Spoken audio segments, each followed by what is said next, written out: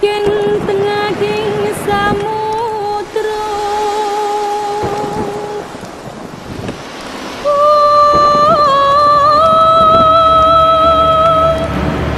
langikang baladosa.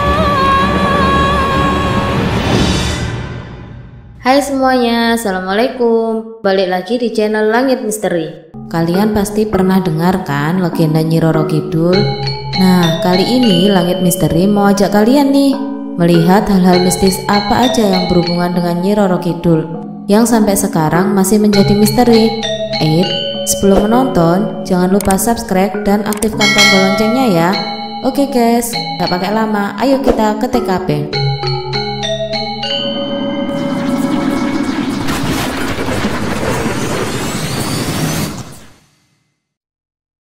Kamar 308. Tahu nggak guys, di Pelabuhan Ratu ada loh sebuah hotel bintang 4, yaitu Hotel Samudra Inn, yang punya sebuah kamar yang sangat misterius, kamar 308. Nggak sembarang orang boleh masuk ke dalam kamar 308 kecuali dapat izin loh, karena kamar tersebut khusus untuk Nyi Roro Kidul. Sekilas kamar 308 ini layaknya seperti kamar hotel pada umumnya, namun nuansa berbeda udah nampak di bagian depan. Ada payung berwarna hijau diletakkan di sebelah kanan pintu kamar. Begitu masuk ke dalam, nuansa mistis langsung terasa. Bau dupa menyengat membuat bulu kuduk berdiri, degup jantung pun mulai berdetak kencang. Nuansa warna hijau, warna kebesaran sang Ratu Kidul pun begitu kentara di dalam kamar.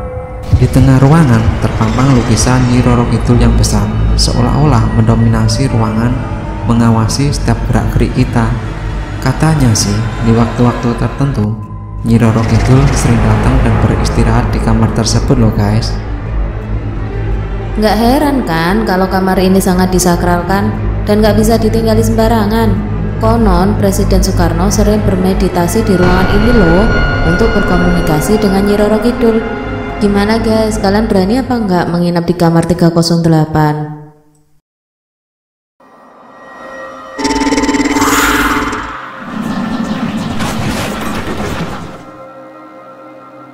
Lukisan Nyi Roro Kidul. Kalian pasti tahu kan Basuki Abdullah? Itu tuh sang maestro seni lukis Indonesia. Basuki Abdullah terkenal sampai mancanegara loh guys. Bahkan karyanya selain menjadi koleksi istana negara, juga dikoleksi orang-orang yang berpengaruh di berbagai penjuru dunia. Salah satu lukisan Basuki Abdullah yang paling fenomenal adalah lukisan Nyi Roro Kidul, yang menjadi koleksi Presiden Soekarno dan sekarang disimpan di Istana Presiden Yogyakarta. Kabarnya nih, Basuki Abdullah melukis Nyi Roro Kidul di pantai Parangtritis, Yogyakarta dengan menggunakan 3 orang sebagai model. Anehnya, belum sampai lukisan itu selesai, satu persatu model lukisan tersebut dikabarkan sakit dan meninggal dunia secara misterius. Wih, serem ya guys. Konon Nyi Roro Kidul nggak mau dilukis menggunakan model. Maka agar lukisannya selesai, Basuki Abdullah melukis langsung Nyi Roro Kidul di kamar favoritnya, kamar 308 di Hotel Samudra Inn di Pelabuhan Ratu. Sepintas sih lukisan Nyi Roro Kidul ini kayak lukisan-lukisan lainnya. Tapi bagi sebagian orang yang punya kemampuan khusus, katanya sih lukisan ini justru seperti hidup. Gimana menurut kalian?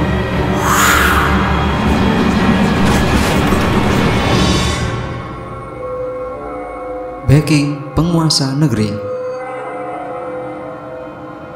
Kalian pasti pernah dengar kan? Ada sebuah kepercayaan kalau raja-raja Jawa, bahkan para pemimpin Indonesia, punya hubungan khusus dengan Nyi Roro Kidul. Mulai Raja Hayam Wuruk, Panembahan Senopati, Insinyur Soekarno, Soeharto, Sultan Hamengkubuwono. Hubungan Nyi Roro Kidul dengan Panembahan Senopati berawal saat Panembahan Senopati melakukan babat alas Mentau untuk mendirikan Kerajaan Mataram. Ia kerap diganggu oleh makhluk halus. Atas saran Sunan Kalijogo, Panembahan Senopati bertapa di kawasan pantai selatan. Karena kesungguhannya, sang penguasa pantai selatan pun langsung menemuinya. Ratu Kidul pun terpesona dan akhirnya keduanya menjalin asmara. Berkat hal itu, pembangunan kerajaan Mataram pun menjadi lancar. Konon Presiden Soekarno pun punya hubungan batin dengan Ratu Kidul. Hal itu diperkuat dengan dibangunnya Hotel Samudra Inn di kawasan Pelabuhan Ratu, Jawa Barat. Banyak kalangan menilai kalau hotel tersebut dibangun sebagai tempat bertemunya Insinyur Soekarno dengan Ratu Kidul. Sultan Hamengkubuwono juga dikenal punya hubungan yang erat dengan Ratu Kidul. Bahkan Sultan Hamengkubuwono pernah menceritakan pengalamannya bertemu dengan sang ratu. Menurutnya, Ratu Kidul berwajah sangat cantik pada saat bulan purnama. Kalian percaya nggak guys? Tulis pendapatmu di kolom komentar ya. Lidah api di Tugu Monas. Semua orang pasti tahu kan Monumen Nasional atau Monas. Itu tuh tugu yang menjulang berpuncak lidah api emas, berlokasi tepat di seberang Istana Negara di Jakarta. Namun, gak banyak yang tahu kalau salah satu sisi lidah api di puncak Monas itu ada sesosok wanita misterius. Menurut kesaksian beberapa orang, mereka melihat semacam ukiran wanita, meskipun gak gitu jelas sih siapa wanita tersebut. Untuk menemukan relief wanita misterius itu agak susah guys. Katanya kita harus pada posisi yang sejajar dengan Istana Presiden dan Tugu Monas yang ada di Jalan Merdeka Utara. Pada posisi itu, kita bisa melihat sosok wanita misterius tersebut guys. Saking misteriusnya, banyak yang menduga kalau itu adalah Nyi Roro Kidul yang terlihat duduk bersimpuh. Bentuk rambut wanita tersebut disanggul kecil pada bagian atasnya dengan hiasan mahkota. Sebagian lagi dibiarkan tergerai. Sepintas dari jauh, relief ini memang benar-benar mirip dengan lukisan Nyi Roro Kidul saat bersimpuh loh guys. Jika diamati dengan seksama, sosok relief mirip Nyi Roro Kidul tersebut menatap langsung ke arah Istana Negara loh. Ada yang mengartikan Sang Ratu Kidul dipercaya melindungi para kepala negara yang menempati istana. Menurut kalian gimana? Apa relief lidah api itu menyiratkan sesosok wanita? Beritahu aku ya di kolom komentar. Gerbang Kerajaan Laut Selatan.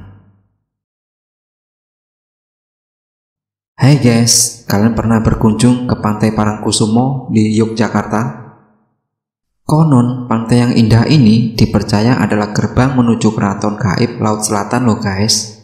Emang sih, banyak pantai di pesisir selatan Pulau Jawa yang juga diyakini menjadi gerbang kerajaan Laut Selatan. Seperti Pantai Pelabuhan Ratu di Sukabumi, Jawa Barat, Pantai Parangtritis di Yogyakarta, dan Pantai Parangkursi di Banyuwangi, Jawa Timur. Namun, di Pantai Parangkusumo inilah yang dianggap sebagai gerbang utamanya. Pantai yang terletak 30 km dari pusat kota Yogyakarta ini sangat dikeramatkan oleh penduduk setempat. Setiap tahun, di Pantai Parangkusumo diadakan acara labuhan, baik dari Keraton Ngayogyakarta Hadiningrat maupun dari masyarakat setempat. Kalau kalian pertama kali masuk ke kawasan Pantai Parangkusumo, kalian akan mencium wangi kembang setaman berpadu dengan wangi kemenyan yang dibakar. Kesakralan makin terasa ketika kalian memasuki Puri Cepuri. Kalian akan melihat taburan kembang dan sesajen di Batu Cinta, tempat Panembahan Senopati bertemu dengan Ratu Kidul dan membuat perjanjian. Konon, Senopati kala itu duduk bertapa di batu yang berukuran lebih besar di sebelah utara. Sedangkan Ratu Kidul menghampiri dan duduk di batu yang lebih kecil di sebelah selatan. Gimana guys, kalian tertarik untuk berkunjung? Itu tadi guys, beberapa hal mistis yang berhubungan dengan Nyi Roro Kidul yang sampai sekarang masih menjadi misteri. Kita boleh percaya pada hal yang gaib, tapi jangan sampai menjadikan kita syirik ya guys. Sampai jumpa di video selanjutnya ya. Wassalamualaikum.